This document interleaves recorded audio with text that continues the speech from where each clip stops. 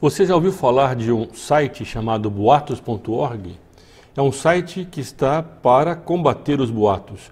Entretanto, nós descobrimos que eles estão espalhando um boato. Veja essa imagem que eu estou projetando aqui na tela, em que o site boatos.org nega que haja uma blasfêmia no samba enredo da Mangueira. Nós já vimos aqui nesse canal esse samba com detalhes. Esse é o canal do Instituto Plínio Correia de Oliveira e meu nome é Frederico Viotti. Não se deixe enganar.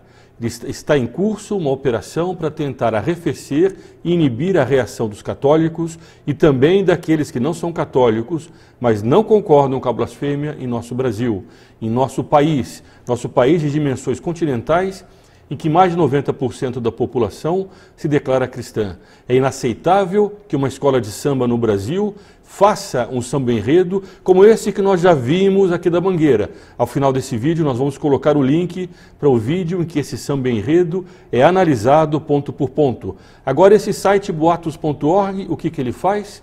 Ele quer desqualificar a reação para fazer com que a Mangueira se sinta à vontade na sua blasfêmia. Esse site que deveria defender as pessoas de boatos e, portanto, tratar de fatos e não de opiniões, deriva para uma perseguição à opinião alheia. Se eles não consideram, e aqui é o problema de fundo, que a blasfêmia é inaceitável, ou se eles não consideram que tal ato que foi feito pela Mangueira é uma blasfêmia, trata-se de uma opinião e não de um fato. Boatos são relativos a fatos que as pessoas começam a espalhar. Tal pessoa fez tal coisa, quando ela não fez. É um ato concreto. Aqui no caso, é uma interpretação de um ato. Aquele ato tem o alcance ou não tem o alcance de ofender a fé de milhões de brasileiros. Assim como esse site está na moda a perseguição da opinião daqueles que são cristãos. Esses já não têm mais o direito de dizer aquilo que eles pensam. Se eles consideram que aquilo é um ultraje à fé deles, ai deles se manifestarem.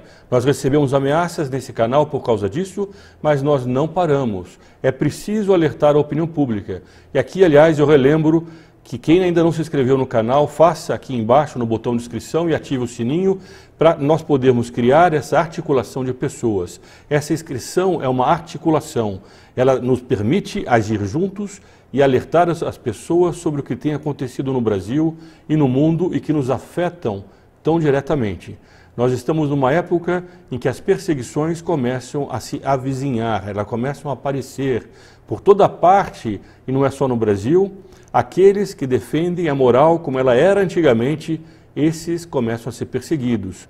Essa imagem que nós estamos passando aqui na tela trata-se de um dos últimos vídeos feitos por esse canal e que mostra a gravidade do momento em que nós estamos.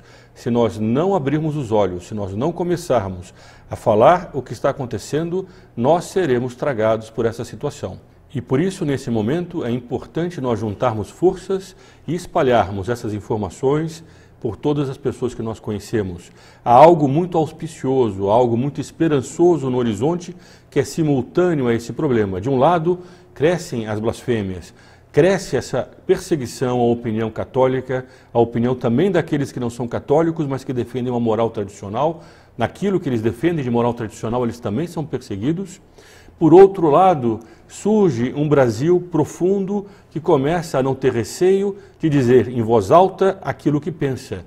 Esse canal recebeu foram milhares de comentários nos últimos vídeos, basta a pessoa acessar os últimos vídeos para começar a ler, todos eles esperançosos, apoiando, defendendo. A petição contra o samba enredo da Mangueira já está chegando a 100 mil assinaturas. 100 mil assinaturas em 3, 4 dias. Isso significa que há um Brasil profundo, há um Brasil conservador que não está se deixando levar por essas perseguições, por essa maneira de querer inibir ou de criar receio nas pessoas para que elas não se manifestem. Nós temos uma notícia apenas para se ter um termômetro de como está a imprensa diante dessa reação no Brasil. Vejam o que diz uma importante articulista do estado de São Paulo no dia 29 de novembro. Um negro que nega o racismo, uma Índia contrária aos movimentos indígenas, um diretor da FUNAI aliado aos ruralistas, a estrutura de meio ambiente descolada do meio ambiente. um secretário de Cultura que xinga Fernanda Montenegro, uma secretária de Audiovisual distante do cinema e da televisão, sem falar em ministros. O que é isso, minha gente? E o título da matéria dela, um espanto. É um espanto para todos aqueles que são da esquerda, que as pessoas conservadoras estejam falando no Brasil. E sobre isso, há um outro artigo que eu quero ler aqui, porque ele diz muito. O título dele é Lula e o fim da direita envergonhada. Saiu no jornal O Globo no dia 1º de dezembro, do Merval Pereira. E aqui ele trata de um assunto que é esse que nós estamos vendo no Brasil de hoje. As pessoas que são conservadoras não têm mais aquele medo de se dizerem conservadoras e de publicamente defender aquilo que pensam. O artigo é um pouco longo, no meio dele ele vai dizendo o seguinte: na verdade, entre 1985 e início da década de 2010, o Brasil teve uma direita envergonhada, que recusava dizer seu nome às claras. Foi nesse ambiente que as táticas de Lula vicejaram. Lula venceu porque não tinha oposição. Nós vimos aqui também, num vídeo anterior, aquela frase famosa dele comemorando numa das eleições da Dilma que não havia movimento de direita no Brasil. Que naquelas eleições todos os candidatos eram de esquerda. E esse artigo diz a mesma coisa. Mais para frente ele continua. O Brasil, que era talvez o único país do mundo e que não existiam políticos de direita, ou seja, um político direito, porque no fundo essa palavra direita não é apenas do ponto de vista político partidário, mas envolve também um conceito de moral, de pessoas que são contra aquilo que foi avançando. A palavra avançar não é bem escolhida, mas é como eles dizem, os avanços sociais, os avanços morais. No fundo, são aquelas pessoas que mantêm ainda uma moral como ela sempre foi. Todos esses são rotulados de direita por essa esquerda, pelas pessoas de esquerda.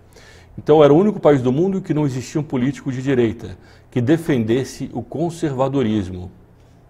Para o cientista político, que ele fala logo no começo, que é Otávio Amorim Neto, a tática de Lula de radicalizar para depois conciliar tem baixa probabilidade de sucesso. Uma coisa que nós vimos também nesse canal, logo que o Lula foi solto, como aquela tática dele já não funcionaria.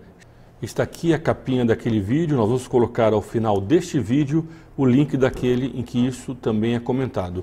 Mas ele então continua ao final dizendo o seguinte: a direita jamais voltará a ser a direita envergonhada, que dócil e oportunisticamente aceitou os acenos de conciliação de Lula até 2014.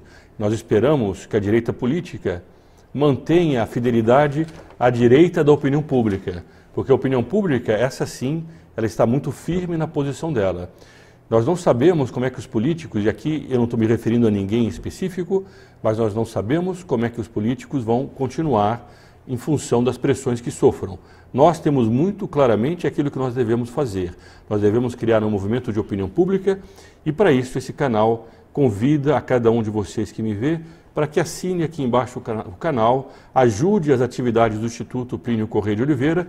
Aqui em cima nós vamos colocar o link do YouTube, ele vai colocar um sinalzinho para a pessoa clicar lá e embaixo na descrição desse vídeo as informações para aqueles que quiserem fazer parte do grupo de doadores do Instituto. Nós precisamos nos unir nesse momento em que tanta coisa está em jogo no Brasil. Cada um dos doadores do Instituto tem acesso a benefícios exclusivos e nos permite fazer esse movimento. Viva Cristo Rei e sua Mãe Maria Santíssima!